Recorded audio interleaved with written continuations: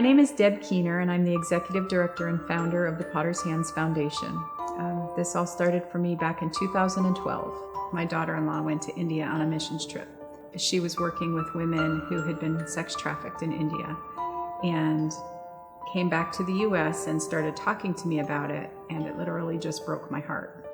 I began researching the topic and discovered that it was happening in the U.S. way more than I had any idea. So as she started talking to me, I really thought I was supposed to do something with women who had been sex trafficked. I wanted to talk to somebody because I didn't think that my small town, my community really had a problem with it. So I wanted to talk to somebody who knew something about it. And so I met with a woman. Her name was Elizabeth Files, and she was the director of the Human Trafficking Task Force for Western New York. And I remember sitting in a restaurant with her and her husband, and I said, I know it goes on in this country, but I'm guessing it happens in big cities, not small towns like mine. And she just kind of looked at me and she goes, actually, it happens in every small town, every big city across the country. It just depends on where you are, what it looks like. After I met with Elizabeth, I was like, okay, I know I'm supposed to open up a safe house for these women, but I felt a little bit like Noah building the ark because nobody knew that there was a problem with it, just like I didn't know that there was a problem with it. And after that, just really felt like we needed to get organized with what we were doing. And so we formed our board of directors. We wrote our 501c3 application, got that approved in July of 2014. So I continued researching, building the organization, recruiting volunteers, but I had this list on my computer. I call it the action list. And it was really names, ideas, people that I felt like I needed to talk to. And I knew that there was a guy from our community who was a Christian man, and I knew he was a builder, and I knew that he had a really good reputation. So I put his name on my list, had no intention of building a home. We thought that we were going to buy an old farmhouse, fix it up, and use that space. 6 months after I wrote his name on my list, somebody offered us 5 acres of land. I still thought we weren't going to build a house. I was like, we'll take the girls camping, it'll be a nice place to get away. And so I didn't even come look at it. 6 months after that, so a year after I wrote that man's name on my list, I finally came to see the property. And as soon as my husband and I got out of the car, it was like, this is it. This is where we're supposed to be. And so that night, we were supposed to go to the movies, and I said, sorry, I can't go. I have to call this builder that I wrote on my list a year ago. We met that week. I shared my vision. I told him that I really felt like this home was supposed to be beautiful, and that the women who would come here would know that they were priceless and that God loved them and cared for them in a very deep way. And he said at the end of our meeting that he wanted to build the house for us without charging us anything for his time, which would have been about $150,000 that he donated. And so he designed our home. Typically, it takes him, I think he said 4 months to get everything sketched and a design in place. And we told him that we'd be praying for him. It took him 4 hours to design our home to scale. And we haven't changed anything from that original design. After that, we continued to just move forward, started raising money. And I remember thinking, Lord, I have no clue how to raise $1 million. And the name Rahab's Rebels just popped into my head with the idea to ask some friends if they would be willing to help raise money and set a $5,000 or a $10,000 goal. It was around 2013 that Deb Keener had put something on Facebook that they were starting this, and that the organization was coming into being. And I thought to myself, that sounds like something I might like to get involved in. And so I actually sent her a message and just said, I'd love to hear more about it. I felt God was calling me to be involved in the ministry. And so I have been pretty much since then. Been first with the Rahab Rebels, which is an awesome group of women. And currently I'm the manager of Heavenly Treats, wholly owned subsidiary of Potter's Hands Foundation. And the purpose of that is to raise revenue for the Potter's Hands. My name is Lynn Hayes, and I'm a Rahab's Rebel, volunteer with the fundraising aspect of the Potter's Hands Foundation. A friend from church asked me to come to a meeting a few summers ago, and I was curious because she would share about the Potter's Hands fundraisers and I hadn't heard much about it before then. But then after the first meeting, it was, wow, God's going to do amazing things, and I want to be on that journey. I knew about the ministry and its development, but I didn't know for several years that I would have a direct involvement. Trafficking, exploitation happens right here in our small community. Sometimes it starts with a person who's vulnerable because they are already addicted, seeking stability. Stability can look like believing a person who says that he or she will provide for and take care of them and give them a place to stay and make sure that they have food to eat and money in their pocket. And when you are unstable and someone offers you stability, it is a very reasonable thing to accept that. And it is also reasonable for us to learn that for some women, they then find themselves trapped in a situation that they don't know how to get out of. So the house is a 9,000 square foot home with 10 bedrooms and 8 bathrooms. We have this awesome casual space behind me just for just hanging out, classes that we do, beautiful fireplace that's going quite often because one of our residents loves to make the fires. We have a grand piano that was donated so that we can do music lessons, and for those who already know how to play, they can play. We have a separate counseling room in the house. We also have in our basement just kind of a big rec room area.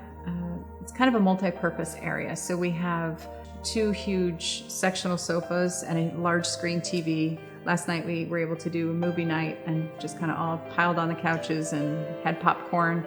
We have workout equipment.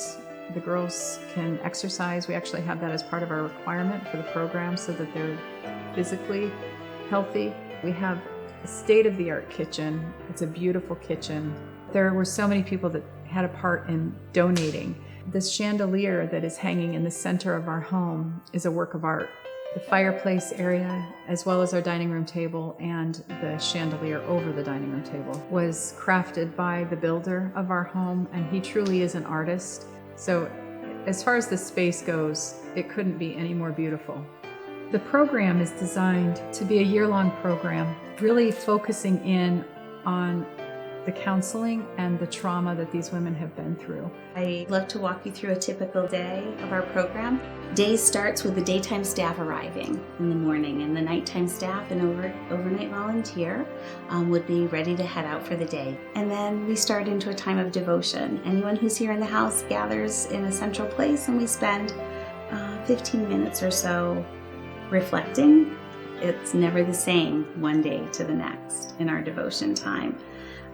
The thing that is the same is that we continue to bring that devotion time back to the one who brought us all here. When we dismiss from devotions, we have from 9 until noon what we call program time. And program time could look like a class that has a facilitator, where there would have been preparation work done, some homework, some writing, and then group sharing about the material. It could look like pieces of case management, where we would have been working on legal issues, because most people come with legal issues, financial issues that they've brought with them.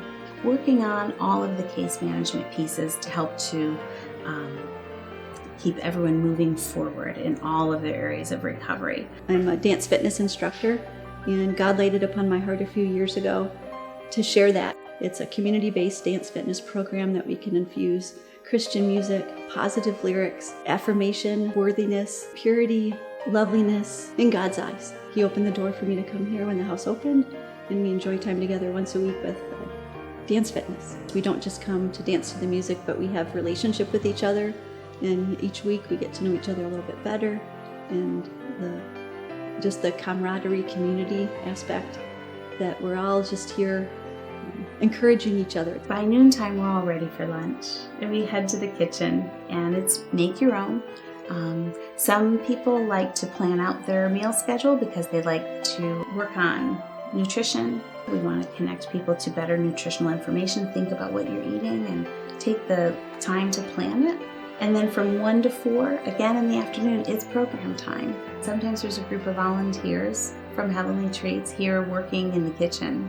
The management of the Heavenly Treats, which was gifted to the Potter's hands, has been challenging to say the least, but we actually started it as an LLC and we did it in pretty rapid time. And so now this kitchen here at the house is a commercial kitchen, and we make all the product here.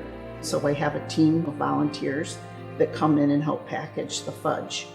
And it's a fun time.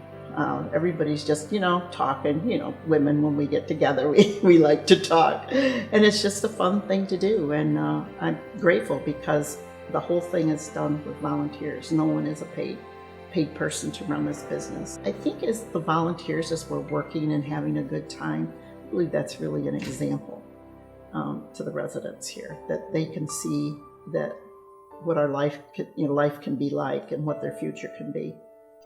By 4 o'clock, that day would have modeled a work day for someone in the traditional workforce. That's why we like to have our program time take place during the day.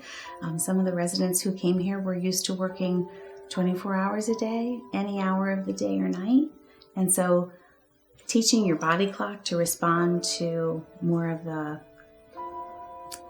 business environment or a workplace environment workday is something that is helpful. One of our residents is assigned to dinner duty. And so she would have planned the menu for the week. She'll start preparing. She may have help or she may prefer to cook alone. And she'll work on a family style meal for dinner. So we do all gather and eat that meal at one time.